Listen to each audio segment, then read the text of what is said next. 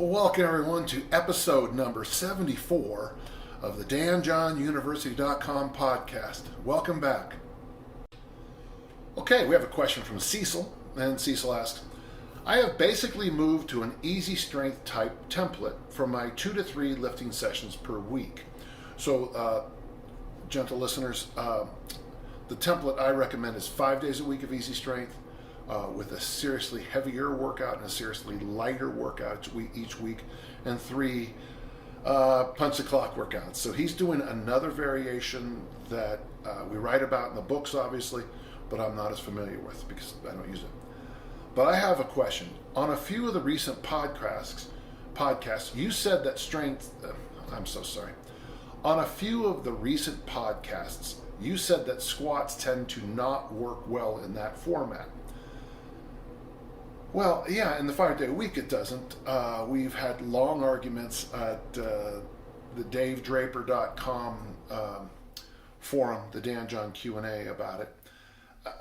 It's not that it doesn't work. I just never see anybody make it work. And you keep, the variations are just tough. I think it is because the number of, this is going to sound really weird, but the number of joints involved in squatting. Maybe it's the fact that you have to have everything lit up to squat makes it not work on my programs of 5 days a week. But remember, you're doing 2 to 3, so that's a radically different thing. If you're doing the squat easy strength style 2 to 3 days a week, I think you can make it work, because that is what we used to call easy strength 3 days a week is what we used to call weightlifting. There you go. Push, pull, hinge, squat, loaded carry. Reasonable reps, reasonable sets, come back feeling stronger every time. I can't believe, I never invented this. This is just the standard. If so, I apologize, but why is that? I, as the layman, can't see what is the difference about squats versus the other exercises. I want to make sure I still get good squat work in, and sometimes that should be pushing the strength boundaries every now and then, but I also don't want to waste my training sessions on doing the wrong thing. Yeah, and in a sense, one thing, Cecil, we're all laymen and laywomen, laypersons when it comes to weightlifting.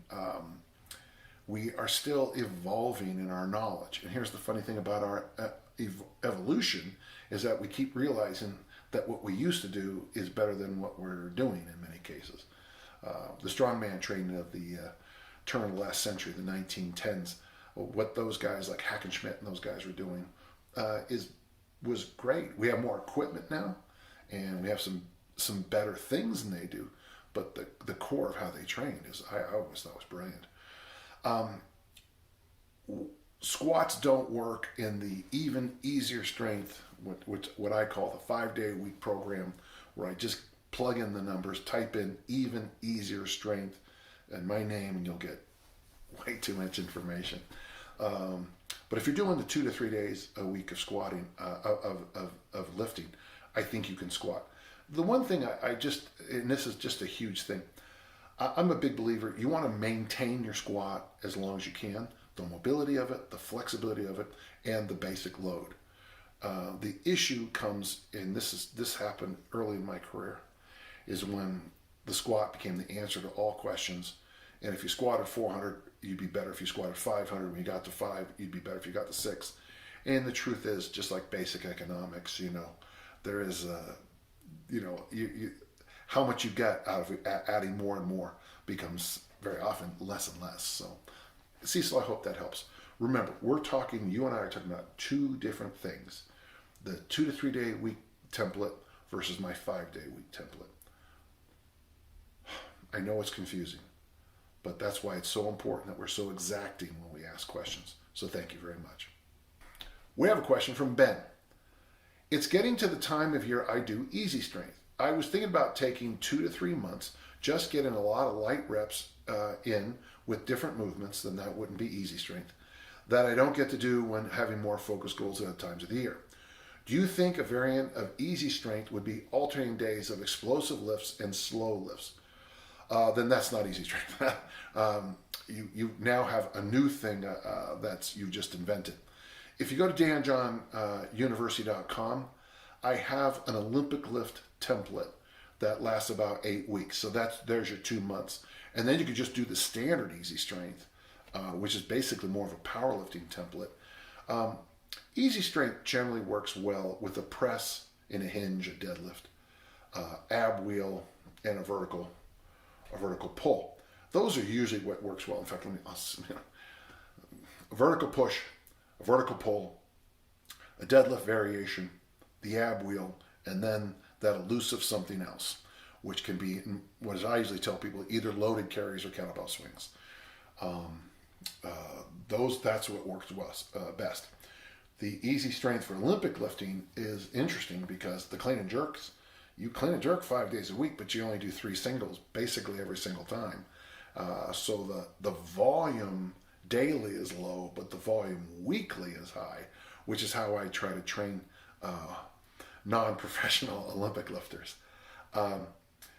Could you do your own little magic formula of explosive days followed by the slower days? Sure. In fact, some of the stuff I look at, like in places like Tactical Barbell, some of the other places I look online, especially when it comes to training the military, it's very common to do that. In my world, I do certainly help with people who need that kind of training. But in my world of performance, most of the time, it's going to be a lot simpler. We're just going to pick the 3 to 5 exercises and do this to death. I hope that helps, Ben. Thank you. We have a question from John. And John says, not asking a medical question. It's funny how people love to start that and then instantly add one, but it's okay. Because I know you love them. Looking for some guidance on rehab after surgery to repair a torn quadriceps tendon. Youch. I've been given the go-ahead by my surgeon to work the other limbs. Yeah, my left leg is fully immobilized and I'm on crutches. And I wanted your thoughts on easy strength as a template. And here's his thinking. My thought was seated kettlebell press, pull-ups, single leg kettlebell deadlift, and single leg squats holding on to something. Maybe add in some standing suitcase, rack, and waiter holds. I like your heads at here. Anything you would add or subtract? Baseline stats, 54 years old, 5'11", 175. I have a full garage gym with all the essentials, including an air assault bike that I can use with 3 limbs. I like that idea. The 3-limb idea I like. So whenever I've had surgeries, John, one of the things every doctor's always said to me, in fact, I'll give you the phone numbers, I recover faster than any other patients. And there's 2 reasons. One, I do the rehab that they tell me to do. With my broken wrist, they told me to do this series of exercises, and I did them, and my daughters made fun of me because I was doing them all the time. I would be drinking a cup of coffee, doing my limb exercises. And the other thing I did is what you're doing, the other 3 limbs. I would just say this, get yourself out of thinking easy strength and get yourself thinking hypertrophy bodybuilding. Remember, if you're going to do like a set of 8 presses with this arm, a set of 8 presses with this arm, traditional bodybuilding number, all that nice stuff that's going on inside the system, the magic minerals, the vitamins, the proteins, the hormones, they don't just swim to the deltoids and triceps, they go everywhere.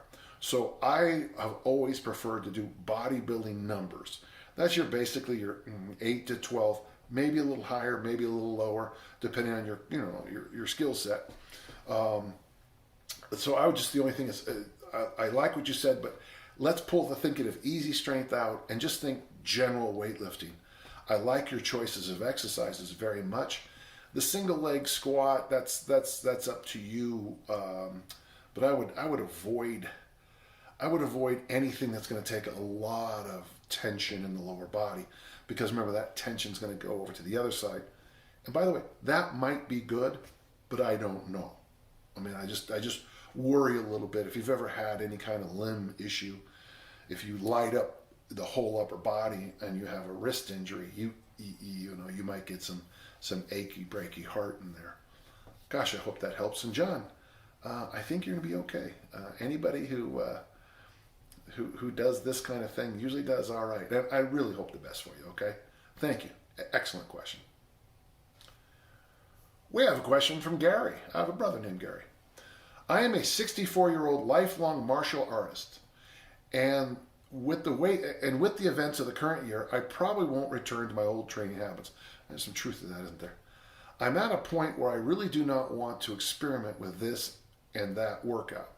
I have had success and really enjoy easy strength. Probably could lose 10 pounds or so, 5'7", 165. With longevity and being lean being my main goals, how would you suggest breaking up the year ahead? Well, I don't know about your martial artist stuff, and I don't know about the other stuff you're doing. But the number one thing I want to tell you is that we have a program on the university, danjohnuniversity.com. It's called Easy Strength for Fat Loss, and it's built in.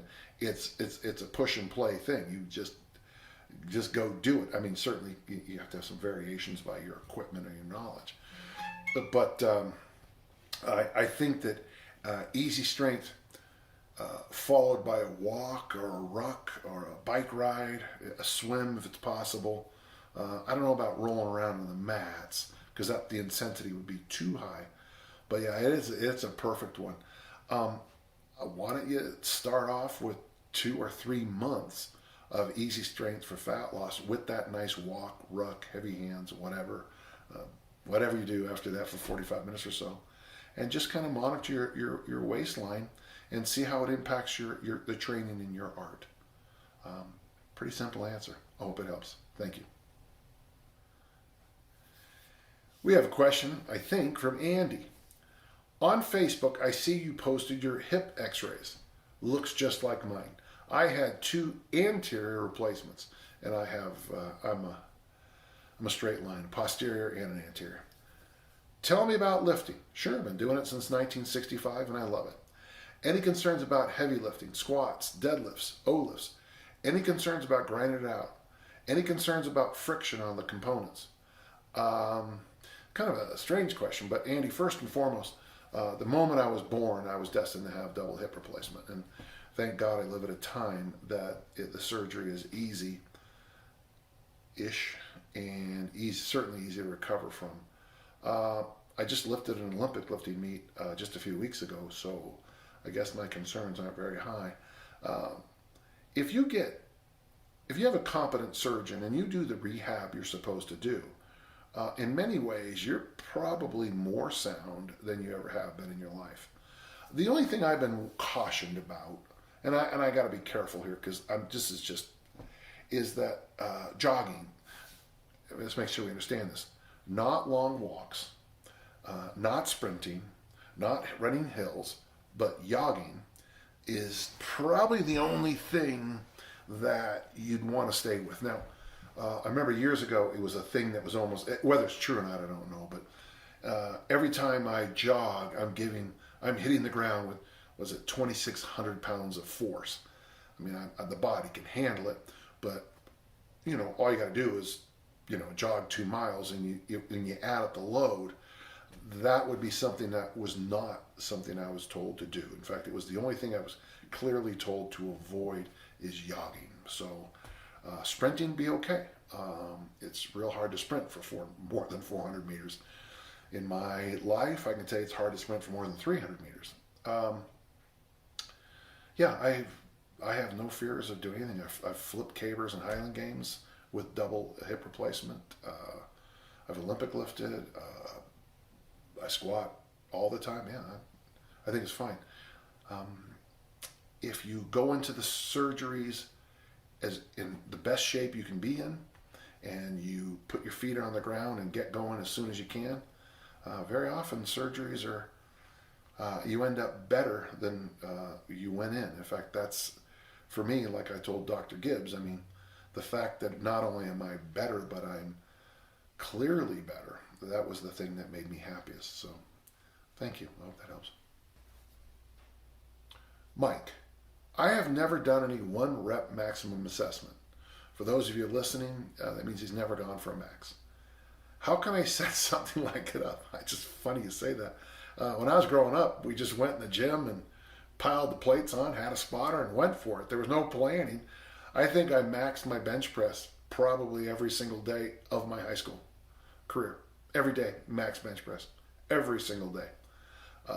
So it's just funny you asked that. It's just so different. Sets, reps, weight increase, and so on.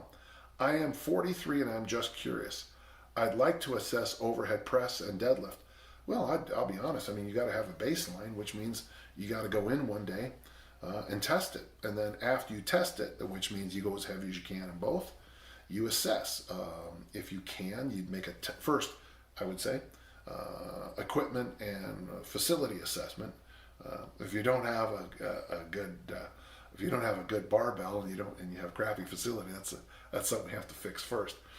Technical assessment, you want to make sure those lifts are as smooth as they can be. You don't want to be pressing, like you're doing some kind of 1960s groovy movie dance. And then the next one is just the number itself. And what the number is, I expect, well, I gotta be careful. For me, I would say a baseline is to be able to press overhead your body weight and to deadlift double body weight.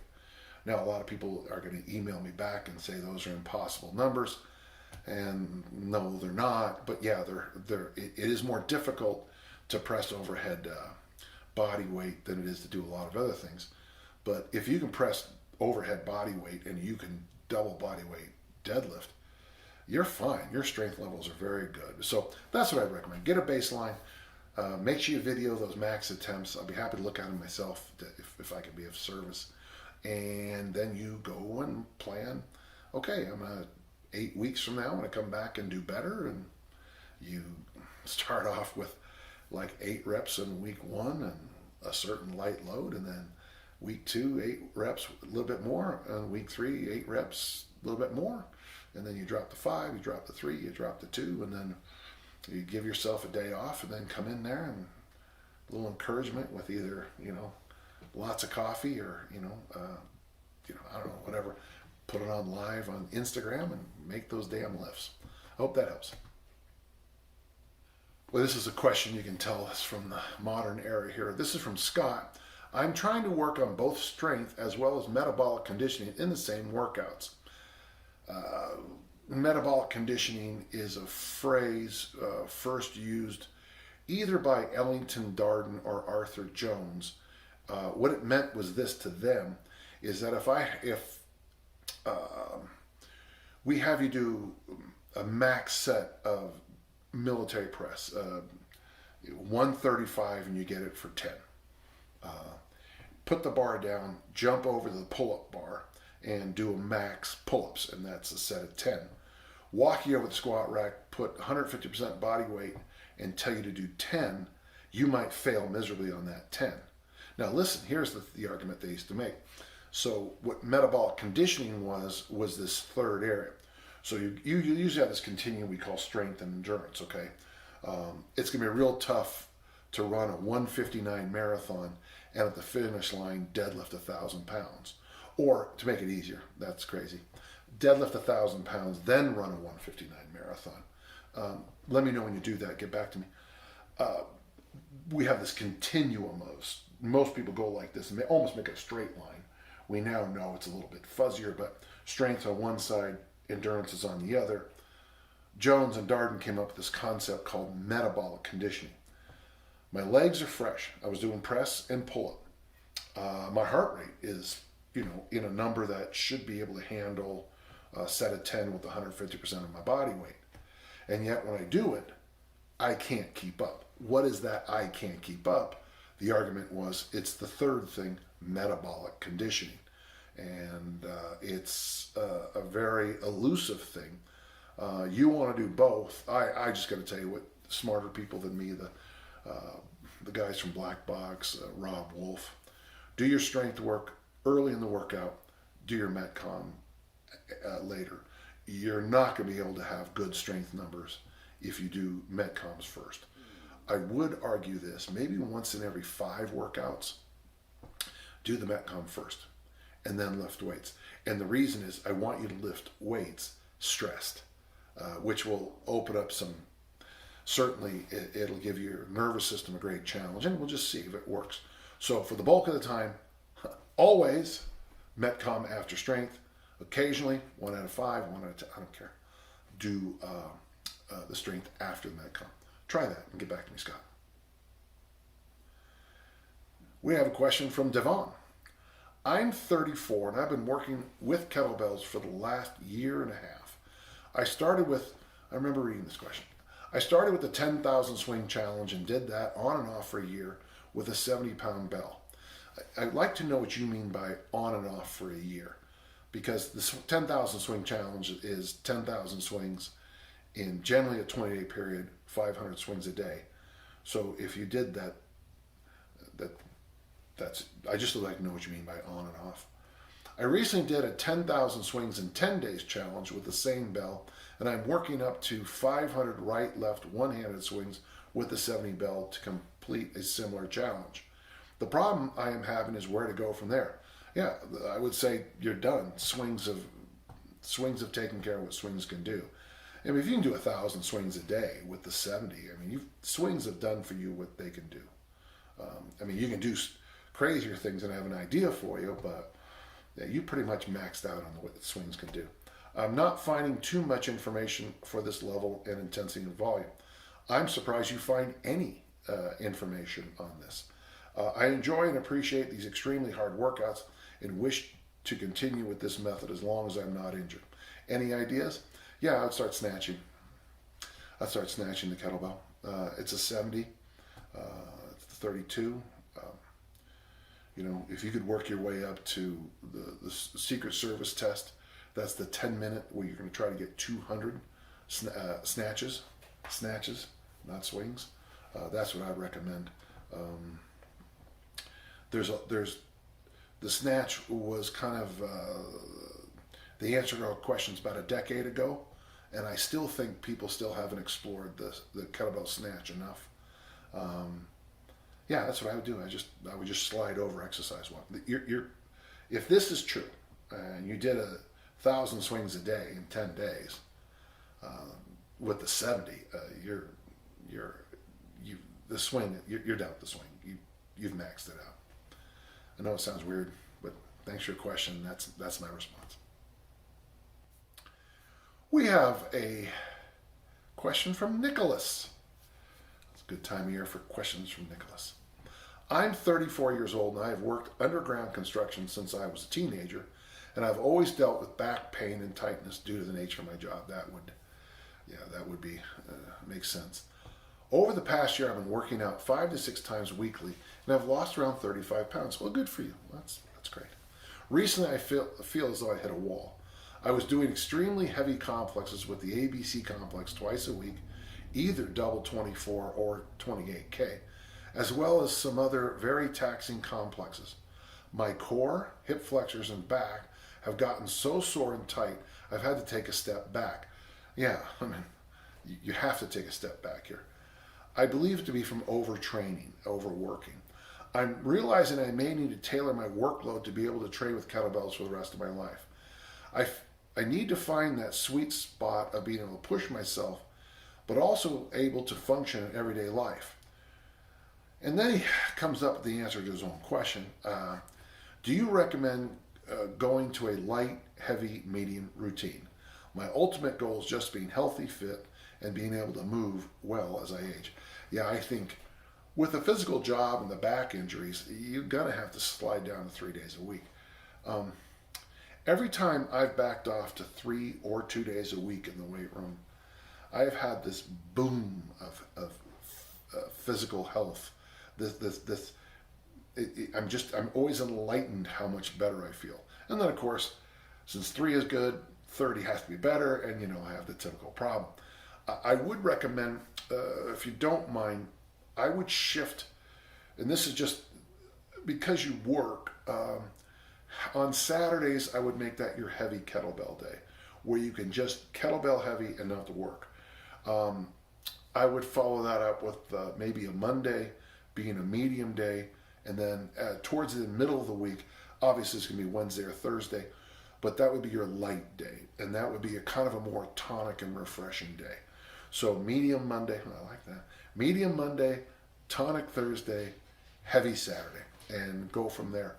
I like your idea of doing the complexes and stuff, but the fact that your hip flexors are tight, you might need to have instead of training that extra 2 or 3 days a week, that might be a day to do some very serious mobility and flexibility work. Flexibility focusing on the hip flexors, probably the hamstrings. Boy, it's tough.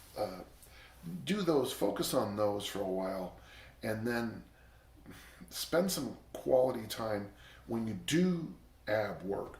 Make sure your ab work is kind of short and violent, okay? That's why I like the ab wheel, the hanging bent knee raise, just get the work in, get it done. Don't do lots and lots of reps, but keep the ab wall strong. The stronger the ab wall is, the more it'll help the back. Sorry, whenever I talk about the ab wall, I always flex it. And you might even want to try suitcase carries. Look those up. They might be real helpful with your back issues too. That comes from Stu McGill. I'm just quoting him. All right, hope that helps. Thank you. Paul asks a simple question with a simple answer.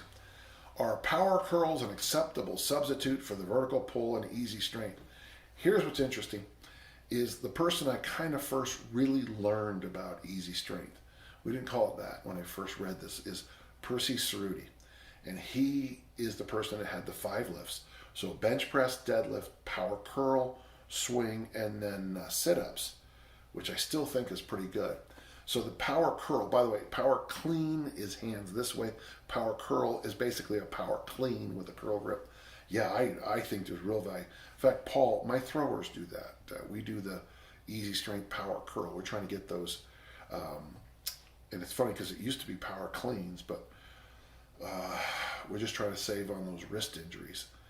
Yeah, absolutely, it's a great substitute. Of course, everyone's mileage varies, but yeah, go ahead. It's good exercise. Thank you. We have a question from Abhay. And the question is this. I had a question regarding kettlebell swings. I have been doing 10 sets times 10 reps every minute on the minute with a 20 kilo bell. Having been doing this for the past 3 weeks now, it's become easy. Well, yeah, because it's a 20 kilo bell and it's only 10 reps. I mean, it's fine. There's nothing bad about it, but there's 10 reps. Usually I have men, go much, much heavier on the 10s, but we'll answer the question. To make it more challenging, should I do increased volume? Yes. Increased density. So every start of a rep on the 45-second, yes. Increase weight, yes. That's exactly what you need to do every time you find something getting easy in the weight room. Also, with the 20 kilo press, I can do 2 sets of 8 before technical failure sets in. Should I get a new bell? I'll only be swinging with it or wait a while. Yeah, I mean, I recommend the 20 kilo bell to men first and the 10 kilo to women first. But right away, I tell them you got to go to 24s and 32s pretty quickly. I would say, yeah. One thing you might want to try is the 10,000 swing challenge. Look it up. I know that, my group has started on January 1st. Lots of people come up. Jeff Hemingway's group is just finishing up a December challenge. There's a whole, going up to 500 swings a day for 5 days a week for a month. It'll change the way you look at the swing. I hope it helps. So you follow your own good advice. And if you can afford it and get one, get that 24 kilo bell. Thank you. We got a question from Shalva. I've been training for 4 years. After 3 years of exclusively body weight calisthenic workouts, I moved to weights, mainly bodybuilding, the commercial stuff. My goal was to gain muscle and didn't pay much attention to strength. Never did any strength-related work or program. Obviously didn't gain very much muscle, yeah. You got to be strong to have muscle, yeah.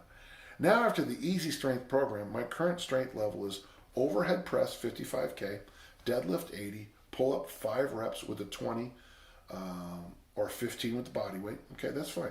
That pull up with the 20 is actually pretty good. Squat 55. My weight is 80K, age 33.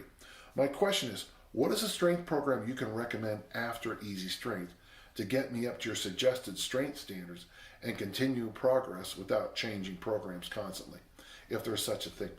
So you need a basic template. You need a fundamental training program. Listen, here's what you need. I want you to go sign up for danjohnuniversity.com.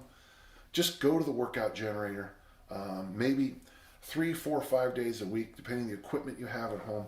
You just need a general training template where you do push, pull, hinge, squat, loaded carry, you do mobility work, you do flexibility.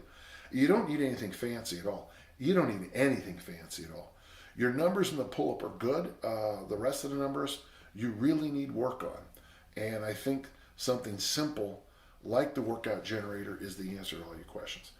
If you don't want to do it, then I would,